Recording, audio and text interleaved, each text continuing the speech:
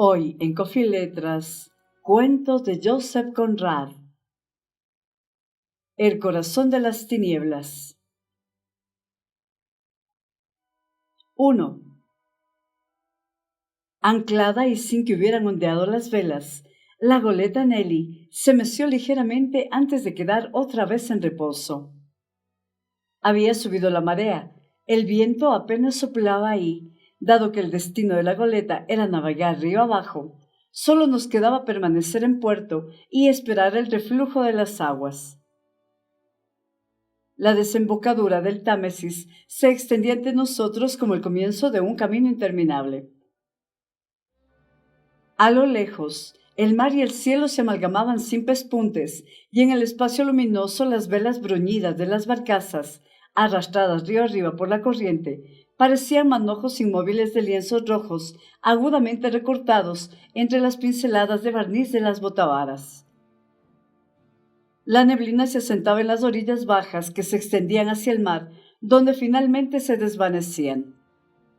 El aire que se alzaba sobre Gravesend ya estaba oscuro y, algo más atrás, parecía condensarse en una penumbra luctuosa que, inmóvil, rumiaba sobre la ciudad más portentosa en la faz de la tierra. El director de la compañía era nuestro capitán y anfitrión. Los cuatro mirábamos afectuosamente su espalda mientras él, desde la proa, oteaba en dirección al mar. No había en todo el río una imagen más evocadora de la vida náutica. Parecía un piloto, algo que a los ojos de cualquier marino venía a ser la fiabilidad hecha persona.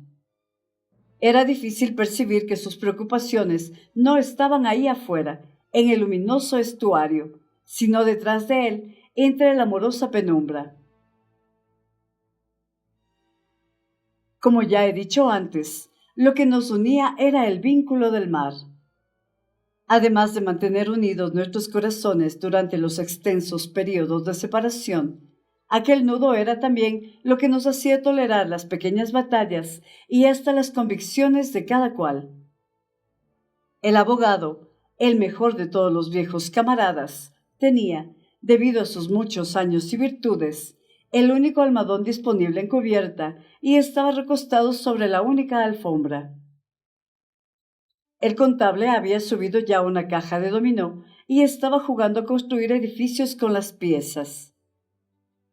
Marlowe estaba sentado en la popa con las piernas cruzadas, recostado contra el último mástil. Tenía las mejillas hundidas, una complexión amarillenta, la espalda recta, un aspecto ascético, y al estar así, con los brazos caídos, enseñando las palmas de las manos, parecía un ídolo. El director, contento de que el ancla tuviera buen amarre, se dirigió a la popa y se sentó entre nosotros. Intercambiamos algunas frases ociosas, después de lo cual se hizo el silencio a bordo de la goleta. Por una u otra razón, nunca empezamos esa partida de dominó. Nos sentíamos meditativos y sin ganas de nada que no fuera la contemplación y el sosiego.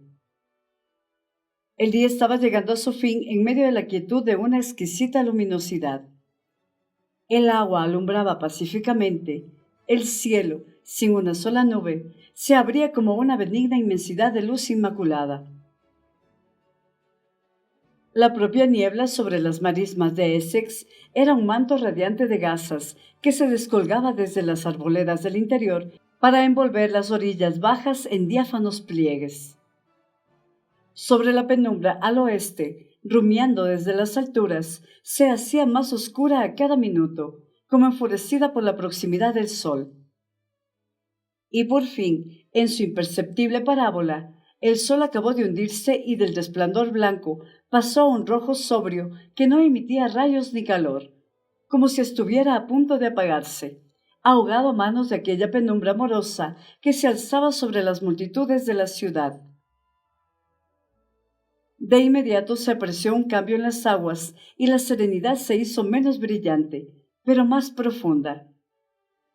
Con la caída del día, el viejo río descansaba serenamente en toda su amplitud. Después de siglos y siglos de buenos servicios prestados a la raza que poblaba sus orillas, arrellanado en la tranquila dignidad de esa vía fluvial que conducía a los confines más remotos de la tierra. Mirábamos aquella venerable corriente, no con el alborozo febril de un corto día que viene y se va para no volver, sino bajo la augusta luz de los recuerdos perdurables. Y en efecto, nada es más fácil para un hombre que, como dice el dicho, sea hecho a la mar, con reverencia y afecto, que evocar el grandioso espíritu del pasado sobre las orillas de la desembocadura del Támesis. Allí la corriente va y viene en su incesante oficio, cargada de memorias sobre los hombres y los barcos que ésta trajo de vuelta a la paz del hogar o condujo a las batallas de ultramar. Esa corriente había conocido y servido a todos los hombres de quienes se enorgullece la nación, desde Sir Francis Drake hasta Sir John Franklin, caballeros todos, con título o sin él, los grandes caballeros errantes del mar. Había llevado a todos los barcos cuyos nombres brillan como joyas en la noche de los tiempos, desde el Golden Heath, que regresara con el viento repleto de tesoros y sería visitado por Su Alteza, la Reina, para entrar a formar parte de la portentosa leyenda, hasta el Erebus y el Terror, que zarparían en pos de otras conquistas, y que nunca regresaron. Había conocido a los barcos y a los hombres que habían zarpado desde Deptford, desde Greenwich, desde Erith, aventureros y colonos, barcos de reyes y barcos de tratantes, capitanes, almirantes, los oscuros intermediarios del comercio con Oriente, además de los generales al mando de las flotas de las Indias Orientales. Buscadores de oro y de fama, todos ellos habían partido sobre estas aguas, empuñando la espada y muchas veces la antorcha, mensajeros del prodigio de estas tierras, portadores de una lumbre proveniente del fuego sagrado.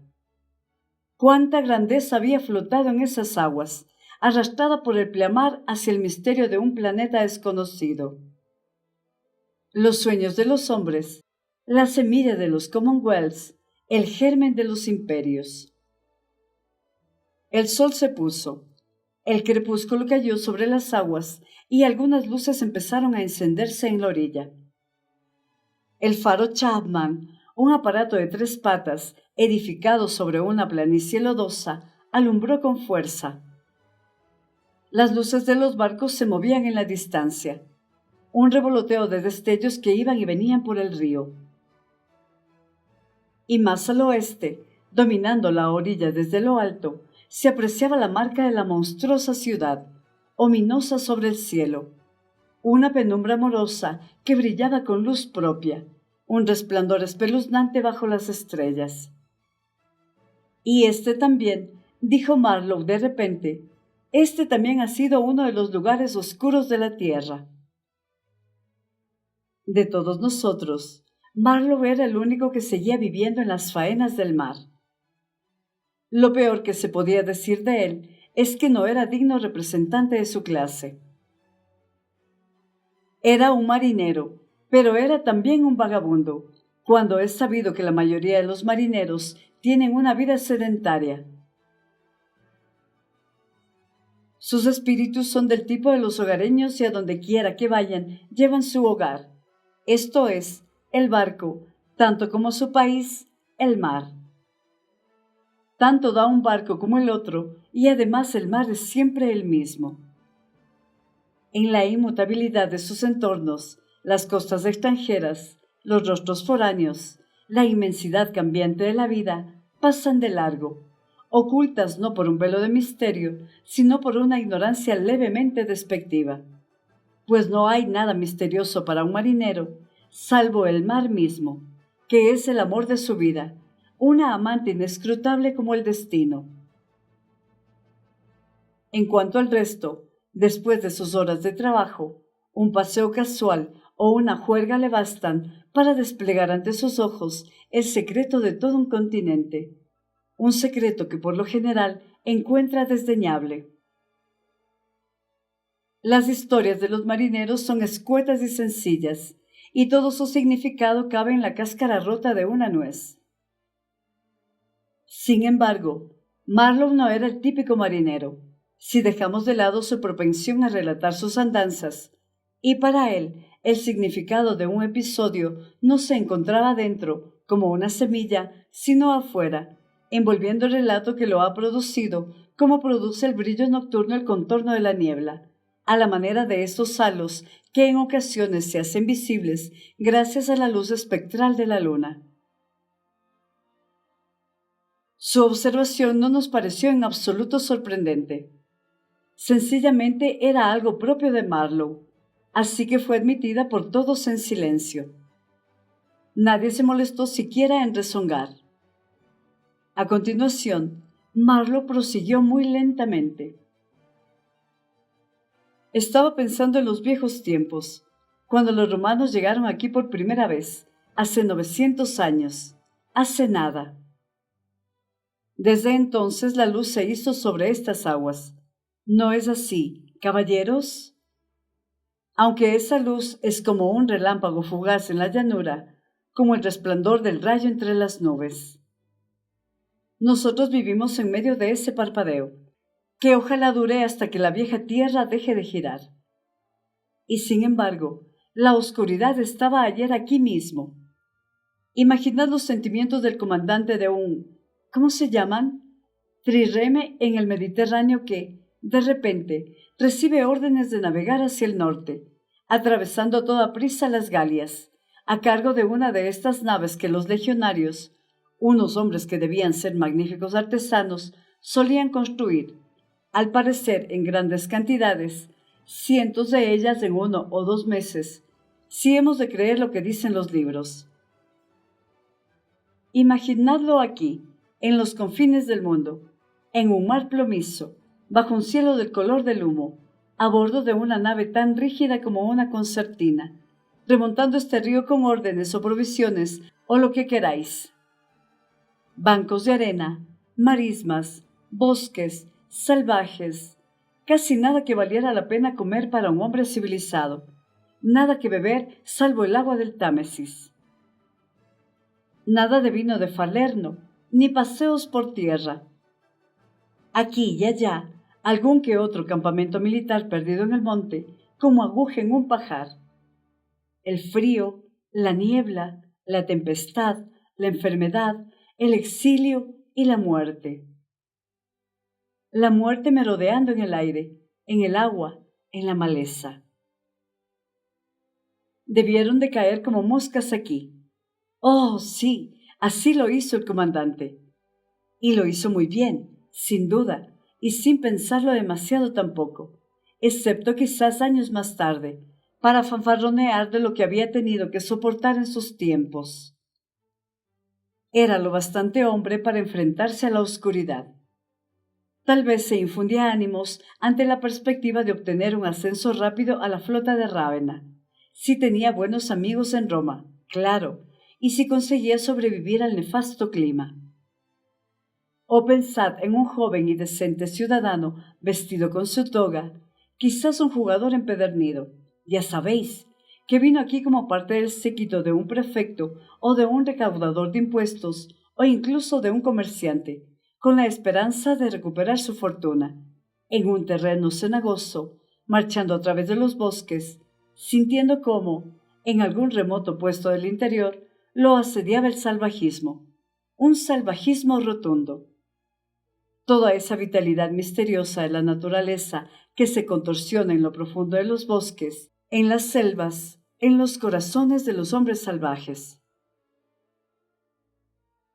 No existe inanición posible para semejantes misterios. El hombre se ve obligado a vivir en medio de lo incomprensible, que a la vez le resulta detestable. Si bien aquello tiene también cierto encanto, algo que llega a fascinarlo. La fascinación de lo abominable. Ya me entendéis. Imaginaos el remordimiento cada vez más acuciante, las ansias de escapar, la impotencia y el hastío, la humillación, el odio. En este punto hizo una pausa. Tened en cuenta, prosiguió, extendiendo un brazo, con la palma de la mano abierta y las piernas dobladas en el suelo, asumiendo así la pose de un Buda que rezara con atuendo europeo y sin su flor de loto. Tened en cuenta que ninguno de nosotros se sentiría exactamente así. Lo que nos salva es la eficiencia, nuestra devoción por la eficiencia. Pero estos hombres no tenían ni siquiera eso, en realidad. No eran colonizadores. Su administración se reducía a una mera opresión y poco más, me temo. Eran conquistadores, y para eso solo se necesita fuerza bruta, algo de lo que no se puede presumir si se cuenta con ello, pues tu potencia no es más que un accidente derivado de la debilidad de los demás. Agarraban lo que podían sin otra finalidad que la de hacerse con ello. Era simple robo con violencia, asesinato agravado a gran escala y hombres que se entregaban a ellos ciegamente, algo que no podía ser más apropiado dado que se enfrentaban a la oscuridad. La conquista del planeta, que casi siempre quiere decir arrebatarles la tierra a los que tienen una complexión diferente o una nariz ligeramente más chata que las nuestras, no es una cosa agradable si uno se pone a mirarla con detenimiento. Lo único que nos redime es la idea misma, una idea al fondo del todo, no un pretexto sentimental, sino una idea, y una creencia desinteresada en la idea. Algo que se puede erigir y luego reverenciar de rodillas, ofrecer sacrificios en su honor. Entonces dejó de hablar. Sobre el río flotaban 1000 antorchas, pequeñas llamaradas de color verde, luces rojas, blancas, que se perseguían unas a otras, se solapaban, se unían, se entrecruzaban y a continuación se separaban a velocidades distintas.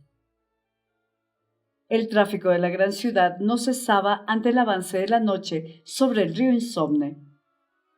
Seguíamos atentos, esperando pacientemente. Era lo único que podíamos hacer hasta que bajara la marea. Pero no fue sino hasta después de un largo silencio, al cabo del cual Marlowe dijo con tono dubitativo: «Supongo que recordaréis que ya he sido marinero de agua dulce en una ocasión, cuando todos supimos que, antes de que la corriente fuera propicia, estaríamos condenados a escuchar una de las historias inconclusas de nuestro compañero. No quiero molestaros con mis anécdotas personales», dijo, demostrando con esa frase la debilidad de tantos narradores de historias que casi nunca parecen conscientes de lo que su público querría escuchar. «Pero para comprender el efecto que tuvo en mí, debéis saber cómo llegué allí. ¿Qué fue lo que vi? ¿Cómo navegué río arriba hasta el lugar donde conocí a ese pobre sujeto, en el destino de navegación más remoto y el punto culminante de mi experiencia? Un sitio que parecía arrojar una extraña luz sobre todo lo que me rodeaba y sobre mis pensamientos. Era bastante lúgubre también y triste, en ningún caso extraordinario, tampoco demasiado claro. No, no era muy claro, y aún así parecía arrojar esa especie de luz. Como recordaréis, en esa época acababa de regresar a Londres después de un prolongado periplo por el Índico, el Pacífico y los mares de China, mi dosis regular de Oriente. A lo largo de 6 años, más o menos, de modo que me pasaba los días echado, estorbándoos en el trabajo e invadiendo vuestras casas. Tanto es así que se diría que me habían encargado la misión celestial de civilizaros. Aquello no estuvo mal por un tiempo, pero al poco me cansé de tanto descansar. Entonces empecé a buscar un barco. Habría aceptado el trabajo más duro de la tierra y aun así los barcos ni siquiera se fijaban en mí, hasta que me cansé también de aquello. Veréis, cuando era apenas un crío, tenía una verdadera pasión por los mapas.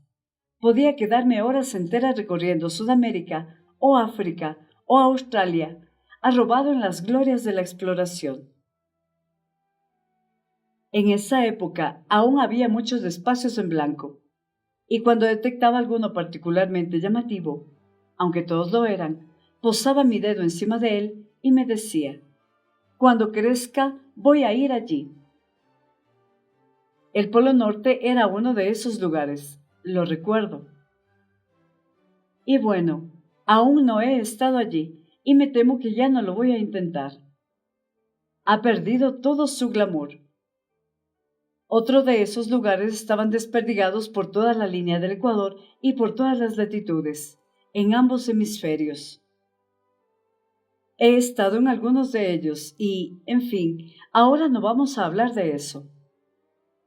Sin embargo, había uno que seguía allí, el más grande, el más en blanco, por así decirlo, al que ansiaba llegar. Bien es cierto que, a esas alturas, ya no era un espacio en blanco. Desde los años de mi infancia se había llenado de ríos y lagos sin nombres. Había dejado de ser un espacio en blanco, poblado de sutiles misterios. Un terreno vacío donde un niño podía fantasear a sus anchas. Ahora se había convertido en un lugar de oscuridad. Pero en ese espacio había un río en especial, un portentoso y magnífico río que se podía apreciar en el mapa y que parecía una inmensa serpiente desenroscada, con su cabeza hundida en el mar, su cuerpo en reposo serpenteando hacia el interior de un vasto país y la cola hundida en las profundidades de esa tierra. Y al descubrirlo en un mapa que vi en el escaparate de una tienda, el río me fascinó como haría una serpiente con un pájaro ingenuo y diminuto. Entonces recordé que había grandes intereses, una compañía para comerciar en ese río. ¡Maldita sea!, pensé para mis adentros. No se puede hacer comercio sin utilizar barcos especiales en medio de toda esa agua dulce. ¡Vapores! ¿Por qué no intentar hacerme con un barco de vapor? Seguí caminando por Fleet Street y, sin embargo, no pude sacarme la idea de la cabeza. La serpiente me había hipnotizado. Ya sabéis que se trata de intereses continentales, esa sociedad comercial, quiero decir. Pero resulta que yo tengo muchas amistades que viven en el continente, dado que es barato y no tan fastidioso como uno pensaría, según dicen.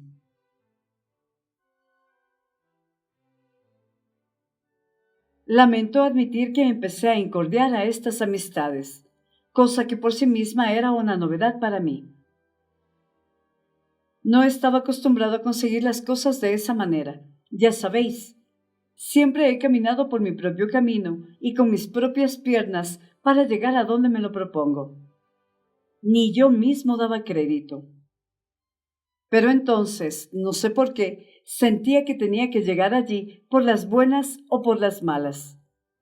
Así que fui a incordiarlos. Querido compañero, pero no hicieron nada. Entonces, no os lo vais a creer. Intenté incordiar a las mujeres. Yo, Charlie Marlowe, puse a trabajar a las mujeres para que me consiguieran un empleo. ¡Santo cielo! En fin, como veis, estaba empecinado en la idea. Y por otro lado tenía una tía muy querida, un espíritu entusiasta. Su respuesta fue: «Estaré encantada de ayudarte. Haría cualquier cosa por ti. Es una idea maravillosa». Conozco a la esposa de cierto personaje importante en la administración y también a un hombre que tiene muchas influencias con, etcétera, etcétera. Mi tía estaba decidida a no escatimar esfuerzos con tal de verme al mando de uno de esos vapores, si tal era mi capricho. Conseguí el puesto, ya lo creo, y muy rápido, por cierto. Por lo visto, la compañía acababa de recibir la noticia de que uno de sus capitanes había sido asesinado en medio de una reyerta con los nativos. Era la oportunidad que estaba esperando, y su aparición avivó mis ansias.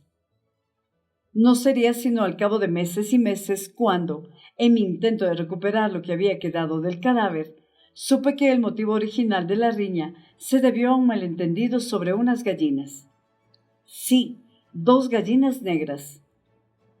Fritz Leven, que es como se llamaba aquel hombre, un danés, creyó que se había visto perjudicado de algún modo en el trato, así que desembarcó y fue a golpear al jefe de la tribu con un palo. Oh, desde luego no me sorprendió en lo más mínimo saber al mismo tiempo que Fritz Leven era considerado por todos el hombre más amable, la criatura más mansa que jamás pisó esta tierra. No me cabe duda de que así era, pero lo cierto es que ya había pasado 2 años ahí afuera, comprometido con la noble causa, ya me entendéis, y es probable que hubiera sentido al fin la necesidad de afianzar su autoestima de algún modo. Y entonces decidió moler a palos al viejo negro sin ninguna piedad, mientras una muchedumbre lo observaba como paralizada por el rayo, hasta que un hombre, el hijo del jefe, según decían, desesperado por los gritos del pobre anciano, probó a pinchar al hombre blanco con una lanza, que por supuesto se le clavó sin ningún esfuerzo entre los omóplatos. De inmediato, previendo las calamidades que se avecinaban, toda la población se dispersó en la jungla, mientras, por otro lado, el vapor comandado por Fritz Leven también huyó despavorido a cargo del maquinista, creo. En un principio nadie se molestó demasiado en recuperar los restos de Fritz Leven, al menos hasta que llegué a ocupar su puesto. Era algo que yo no podía pasar por alto. Sin embargo, cuando por fin se presentó la oportunidad de conocer a mi predecesor, la hierba que crecía a través de sus costillas era ya lo bastante alta para ocultar los huesos. El esqueleto estaba completo. El ser sobrenatural no había sido tocado después de su muerte, y la aldea seguía desierta, las puertas de las chozas como boquetes negros, todo podrido y deforme en el interior de los recintos en ruinas. Con toda certeza, una calamidad había tenido lugar allí. La gente había desaparecido. Un terror irracional los había dispersado a todos, hombres, mujeres y niños, por la selva, y ya nunca más habían regresado. ¿Qué fue de las gallinas? Es algo que tampoco pude averiguar. Supongo que la causa del progreso se habrá hecho con ellas de alguna manera. Sea como fuere, gracias a este glorioso incidente obtuve mi cargo, incluso antes de que pudiera albergar serias esperanzas de conseguirlo. Casi enloquecí con las prisas y los preparativos, y en menos de 48 horas ya estaba cruzando el canal para presentarme ante mis jefes y firmar el contrato. Al cabo de unas pocas horas llegué a esa ciudad que siempre me ha hecho pensar en un sepulcro blanqueado. Un prejuicio de mi parte, sin duda. No tuve problemas para encontrar las oficinas de la compañía. Era el edificio más grande de la ciudad y todas las personas que conocí presumían de él. Al fin y al cabo, se trataba de un imperio en ultramar y de hacer dinero a espuertas con el comercio. Una calle estrecha y desolada sumida en las tinieblas, casas enormes, innumerables ventanas con persianas venecianas, un silencio muerto, la hierba crecido entre las piedras de los muros, imponentes arcadas para los coches a derecha e izquierda, gigantescas puertas de 2 batientes abiertas de par en par. Me colé por una de sus aberturas. Subí por una escalera limpia y sin adornos, árida como un desierto, y abrí la primera puerta que encontré. Estás escuchando Coffee Letras con Eva Grijalva. 2 mujeres, una gorda y otra flaca, sentadas en sendas sillas con asientos de mimbre, tejían con madejas de lana negra. La flaca se levantó y se acercó a recibirme sin dejar de tejer, la mirada gacha. Y justo cuando yo empezaba a considerar la idea de esquivarla, como haría uno con un sonámbulo, la mujer se detuvo y alzó la vista. Su vestido era tan escueto como el envoltorio de un paraguas. La mujer se dio la vuelta y sin decir palabra me condujo hasta una sala de espera. Le di mi nombre y me puse a mirar alrededor. Mesa de centro, sillas austeras en las 4 paredes y, en un extremo, un enorme y reluciente mapa marcado con todos los colores del arco iris. Se apreciaba una vasta extensión pintada de rojo, algo agradable a la vista en cualquier momento, pues uno sabe que en esos sitios se están haciendo las cosas como es debido. Otra cantidad igualmente abundante de azul, un poco de verde, manchas naranjas y en la costa este un parche de color púrpura para indicar el lugar donde los alegres pioneros del progreso beben alegres jarras de cerveza. No obstante, yo no me dirigía a ninguno de esos colores. Mi destino era el color amarillo. Muerto en pleno centro. Y justo allí se encontraba el río, fascinante, mortífero como una serpiente. ¡Que me parta un rayo! Una puerta se abrió en ese instante y un semblante secretarial con el pelo canoso, aunque provisto de una expresión compasiva, apareció en el umbral y un exiguo dedo índice me hizo señas para que ingresara en el santuario. Dentro la luz era tenue y un pesado escritorio se arrellanaba en el centro del despacho. Desde el extremo opuesto de aquella estructura vi salir una figura de pálida robustez envuelta en una levita. Era el gran hombre en persona. Debía de medir 1,70 m, calculo, y aún así tenía en su mano el control de tantísimos millones. Me estrechó la mía, murmurando alguna vaguedad, satisfecho con mi francés, supongo. Bon voyage.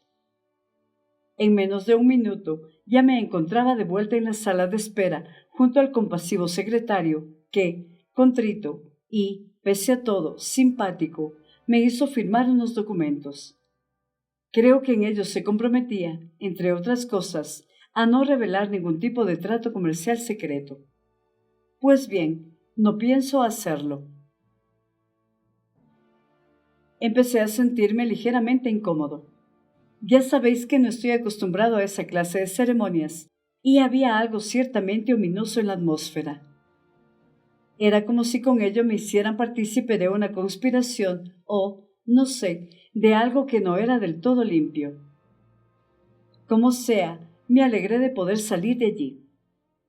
En la sala contigua las 2 mujeres seguían tejiendo febrilmente con su lana negra. La gente iba llegando, y la más joven de las 2 iba de un lado a otro para recibirlos. La más vieja no se levantaba de su silla. Sus zapatillas de tela estaban apoyadas en un calentador de pies y un gato dormitaba en su regazo. Llevaba en la cabeza una cofia blanca almidonada, tenía una verruga en la mejilla y unos quevedos de marco plateado en la punta de la nariz. Me miró por encima de los anteojos. La instantánea e indiferente placidez de esa mirada me dejó turbado. 2 jóvenes de aspecto cándido y jovial seguían en ese momento a la otra mujer y la más vieja los miró con la misma expresión de desinterés y suficiencia. Aquella mujer parecía saberlo todo sobre ellos y sobre sí mismo. Una extraña sensación se apoderó de mí. La encontré siniestra y de mal agüero. ¿Cuántas veces estando allá lejos no habré evocado la imagen de estas 2 mujeres, guardianas de la puerta de la oscuridad, tejiendo su lana negra como para hacer una mortaja tibia, la una conduciendo sin cesar a los hombres a lo desconocido, mientras la otra escudriñaba los rostros ingenuos y joviales con su vieja mirada indiferente. Ave, vieja tejedora de lana negra, morituri te salutan. Solo unos cuantos hombres, de los muchos que alguna vez mirara, pudieran volver a verla, menos de la mitad. Solo restaba hacer una visita al doctor, una mera formalidad, me aseguró el secretario, con aire de tomarse muy a pecho mis preocupaciones. Dicho lo cual, un tipo joven con el sombrero ladeado sobre la ceja izquierda, un ujier, supongo, debía de haber más de uno trabajando allí, pese a que el silencio del lugar era más propio de una casa en la ciudadela de los muertos, descendió por no sé qué escaleras y me pidió que lo siguiera. Era un hombre desprolijo y torpe, con manchas de tinta en las mangas de su chaqueta, y su corbata se veía larga y manoseada debajo de un mentón que parecía una protuberancia en la punta de una vieja bota. Era un poco temprano para ir a ver al médico, así que propuse que tomáramos un trago, cosa que desató en él una vena jovial. Cuando ya estábamos sentados delante de nuestras copas de vermut, el muchacho ensalzó las glorias de la compañía.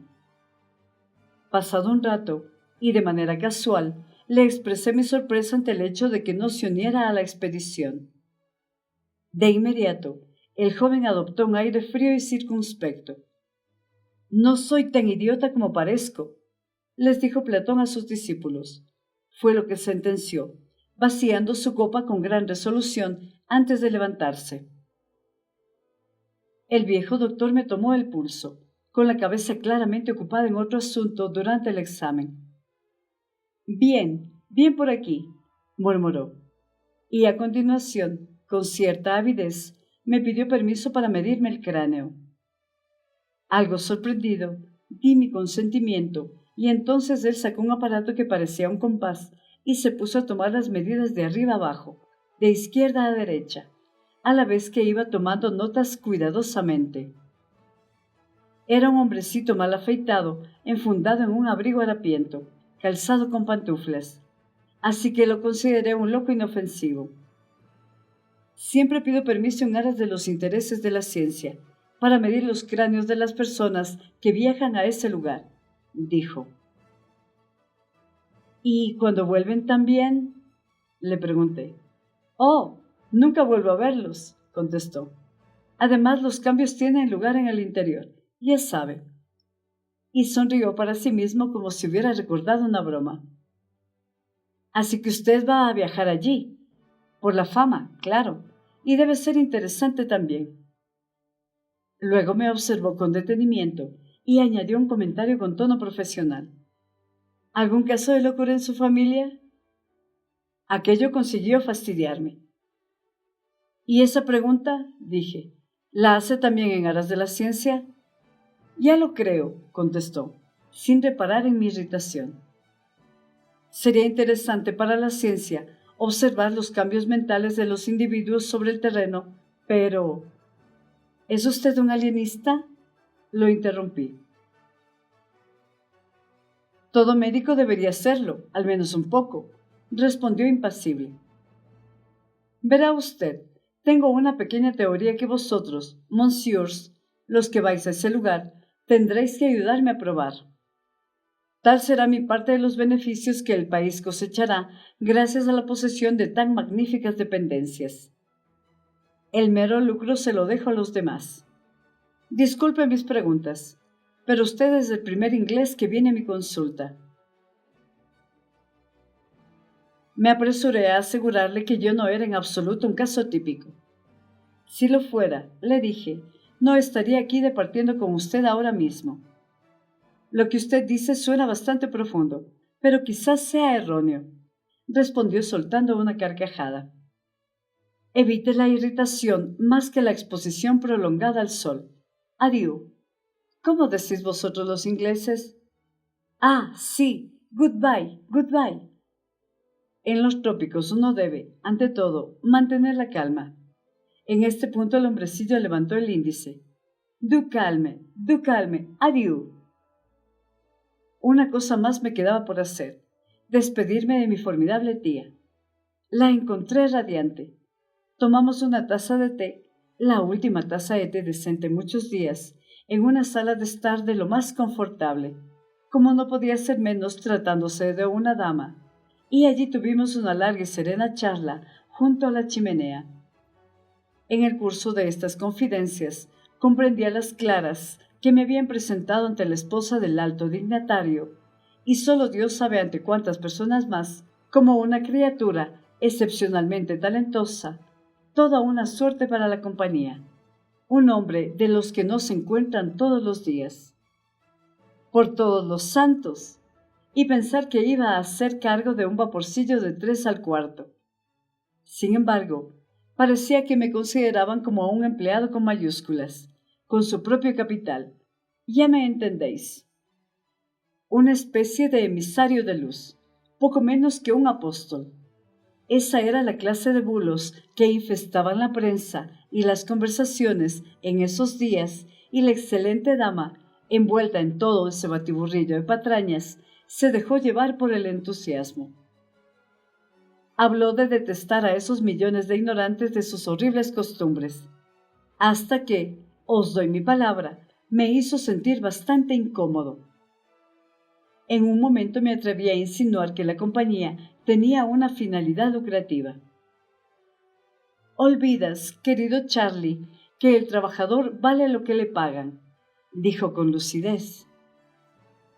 Es extraño comprobar cuán poco contacto con la realidad tienen las mujeres. Viven en su propio mundo, un mundo como nunca lo ha habido y como no lo habrá jamás. Es demasiado hermoso visto en su conjunto, pero si ellas hubieran tenido que construir el mundo, éste se habría venido abajo con la primera puesta de sol. Cualquiera de esos embrollados asuntos con los que hemos tenido que lidiar los hombres desde el mismo día de la creación habría bastado para derribarlo todo. Después de estas palabras, la dama me abrazó, me aconsejó que vistiera de franela, que escribiera seguido, en fin. Me marché y, cuando estaba en la calle, no sé por qué, tuve la extraña sensación de que yo era un impostor. Era raro que un hombre como yo, acostumbrado a embarcarme a cualquier parte del mundo de un día para otro, sin pararme a considerarlo más que si fuera a cruzar una simple calle, hubiera tenido un momento, no diré de dudas, pero sí de perplejidad ante un asunto que parecía tan normal. El único modo que tengo de explicároslo será decir que, por un instante, me sentí como si en lugar de dirigirme al centro de un continente, estuviera a punto de embarcarme rumbo al centro de la Tierra. Zarpé a bordo de un vapor francés que se detuvo en todos y cada uno de los malditos puertos que había por allí y sin otro propósito, al parecer, que desembarcar soldados y agentes de aduana. Yo observaba la costa. Observar la costa mientras ésta se desliza frente al barco es como contemplar un enigma. Te mira, te sonríe, frunce el ceño, insinuante, grandiosa, cruel, insulsa o salvaje, pero siempre muda y casi a punto de susurrarte. Ven a descubrirme. Esta vez casi carecía de todo rasgo, como si estuviera aún por hacer, con un aspecto monótono y adusto. El linde de una selva colosal, de un verde tan oscuro que era casi negro, bordeado por la espuma blanca, discurría en una línea recta, como trazada adrede, a lo largo de kilómetros y kilómetros de un mar azul cuyos resplandores estaban opacados por una neblina sutil. El sol pegaba con fuerza y la tierra parecía sudar en medio del vapor. De vez en cuando aparecían algunos brochazos verdosos y rucios agrupados a la orilla de la espuma blanca, en ocasiones coronados por una pequeña bandera. Asentamientos de unos siglos de antigüedad y pese a ello no más grandes que cabezas de alfiler en medio de la inmensidad intacta del entorno. Navegábamos junto a la costa, nos deteníamos, desembarcaban algunos soldados y continuábamos. Volvíamos a detenernos, desembarcaban los oficiales de aduana para recaudar los impuestos en lo que parecía una jungla dejada de la mano de Dios, con un cobertizo de latón y un asta de bandera perdidos ahí en medio. También desembarcaban más soldados, presuntamente para cuidar de los oficiales de aduana. Según oí decir, algunos se habían ahogado antes de llegar a la orilla, pero, más allá de que fuera cierto o no, nadie parecía especialmente preocupado por el asunto. Simplemente los dejábamos allí y seguíamos nuestro camino. La costa era igual día tras día, como si no nos hubiéramos movido. Pero en realidad íbamos dejando atrás varios lugares, puestos comerciales con nombres como Gran Bassam o Pequeño Popo, nombres que parecían sacados de una especie de sórdida farsa que se estuviera interpretando frente a un siniestro telón de fondo. la desocupación propia de cualquier pasajero, mi aislamiento en medio de todos estos hombres con quienes no tenía nada en común, la consistencia aceitosa y lánguida del mar, la sombra uniforme de la costa, todo ello parecía mantenerme apartado de la verdad de las cosas, preso en las labores de un espejismo luctuoso y sin sentido. Oír de vez en cuando la voz rugiente de las olas era un auténtico placer, como oír las palabras de un hermano. Era algo natural, que tenía su razón de ser, un sentido. A veces un bote proveniente de la orilla ofrecía un contacto momentáneo con la realidad. Un bote con remeros negros. Podías verlos venir desde lejos por el brillo del blanco de sus ojos. Lanzaban gritos, cantaban. Ríos de sudor recorrían sus cuerpos. Sus rostros eran como máscaras grotescas. Pero tenían hueso, músculo, una vitalidad salvaje, una intensa energía de movimientos, cosas que eran tan naturales y verdaderas como las olas que rompían contra la costa. No necesitaban una excusa para estar allí. Resultaba reconfortante mirarlos. Por un instante sentía que aún pertenecía a un mundo de hechos concisos. Pero esa sensación no duraba demasiado. Siempre aparecía algo que acababa espantándola. En una ocasión, recuerdo, nos topamos con una fragata anclada frente a la costa. Ni siquiera había un cobertizo en ese lugar, pero el barco disparaba contra los matorrales.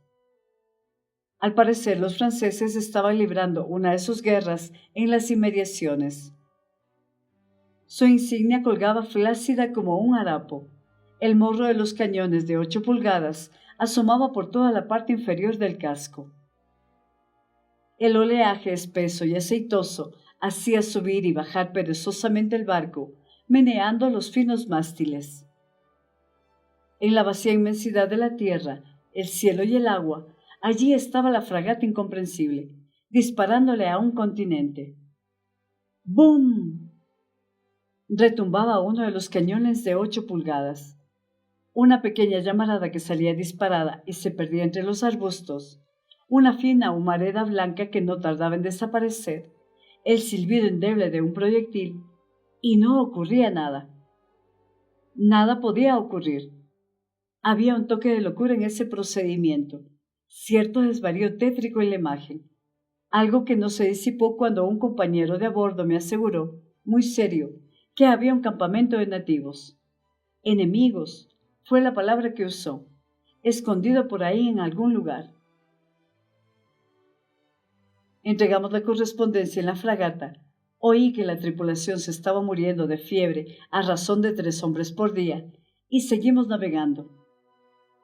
Nos detuvimos en unos de cuantos lugares más, bautizados con nombres de farsa, donde la gozosa danza de la muerte y el comercio se ejecutaba en medio de una atmósfera inmóvil y telúrica, como en el interior de una catacumba recalentada.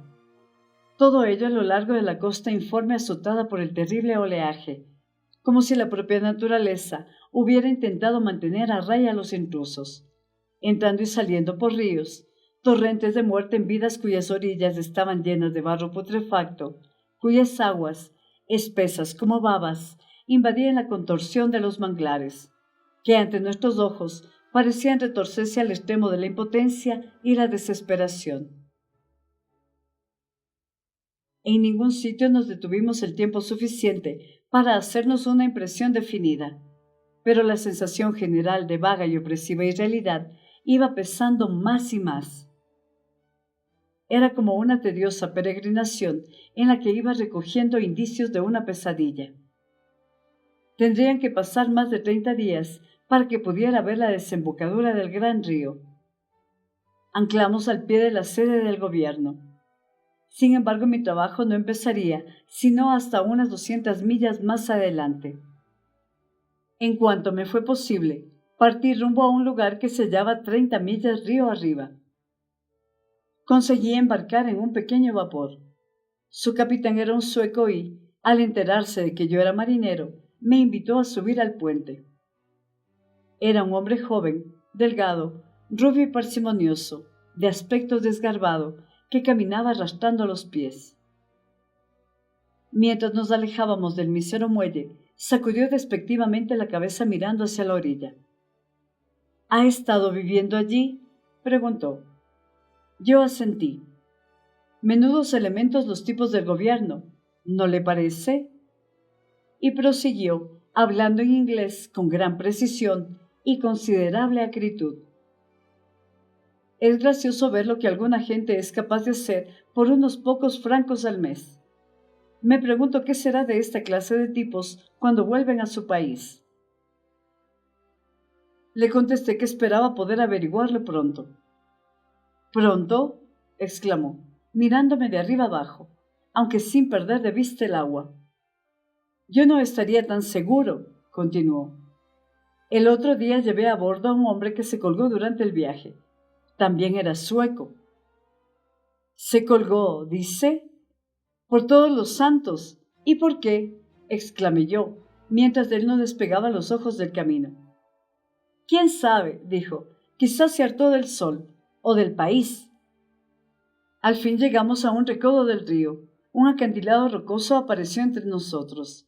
Había montículos de tierra removida junto a la orilla, unas pocas casas en una colina y otras más con techo de zinc, en medio de los escombros de una excavación o al borde del precipicio.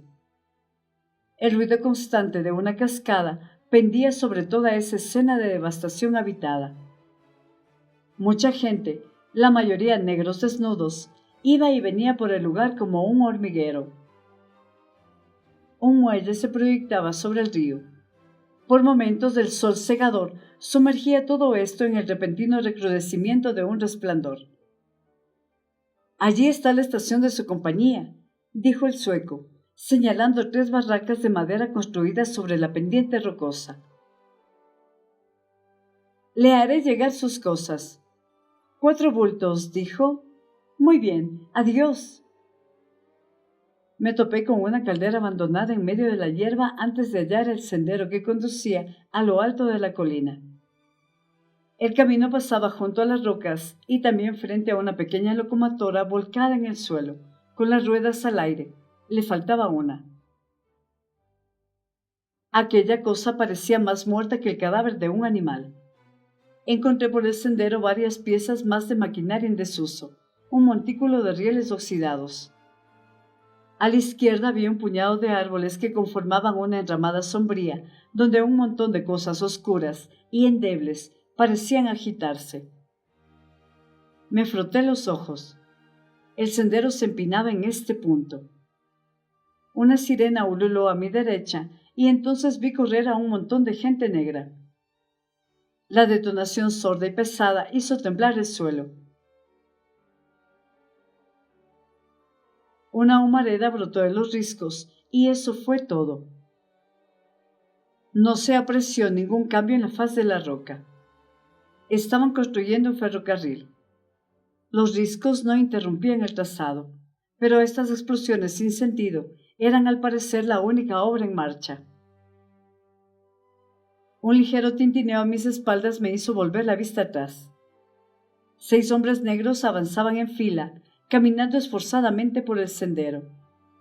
Andaban muy erguidos, a paso lento, soportando sobre sus cabezas pequeñas cestas llenas de tierra, y el tintineo seguía el ritmo de sus pasos. Llevaban el torso envuelto en unos harapos negros, cuyos extremos se meneaban en sus espaldas como colas. Se les marcaban todas las costillas y las articulaciones de sus miembros eran como nudos en una cuerda. Cada uno tenía un collar de hierro y todos iban conectados por una cadena cuyos eslabones se balanceaban entre los cuerpos, tintineando rítmicamente. De repente otro estallido proveniente de los riscos me trajo a la memoria aquel barco de guerra que disparaba contra un continente. Era el mismo tipo de rugido aciago. Sin embargo, ni siquiera con un esfuerzo de la imaginación les cabía a estos hombres el apelativo de enemigos. Preferían llamarlos criminales y la ley implacable, al igual que los explosivos, había llegado hasta ellos desde el otro lado del mar como otro misterio insondable. Sus magros pechos se hinchaban a la vez.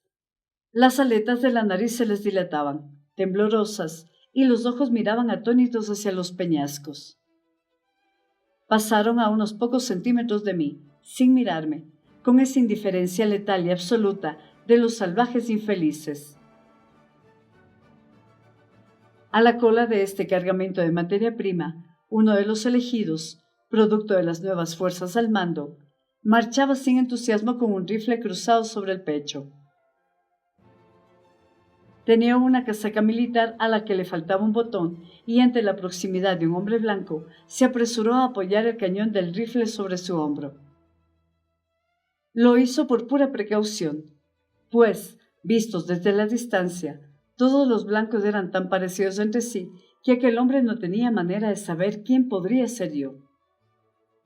No tardó en bajar la guardia y con una sonrisa amplia, muy blanca y llena de picardía, no sin antes de echarle un vistazo a la carga, el hombre pareció hacerme partícipe de su exaltada confianza. Al fin y al cabo, yo también formaba parte de esa gran causa que empleaba tan elevados y justos procedimientos. En lugar de subir tras ellos, me desvié para bajar por la izquierda, con la sola intención de esperar a que el grupo de encadenados desapareciera de mi vista antes de trepar por la cuesta. Ya sabéis que no soy particularmente sensible. Siempre he tenido que luchar y defenderme. He tenido que resistir e incluso atacar, que no es más que un modo de resistir, sin medir las consecuencias, respondiendo a las exigencias del tipo de vida que el azar me hubiera deparado. He conocido al demonio de la violencia y al demonio de la codicia y al demonio del ardiente deseo, pero por todas las estrellas del cielo, estos eran unos diablos poderosos, lascivos y de ojos rojos que dominaban a otros hombres. Hombres, os digo, y aún así, mientras esperaba allí en la ladera, pude prever que, a plena luz del día, bajo el mismo sol de esa tierra, me las vería con un diablo rechoncho, simulador y de ojos taimados, un diablo delirante, avaro y despiadado. Fin de la primera parte. Coffee Letras, literatura con voz de mujer.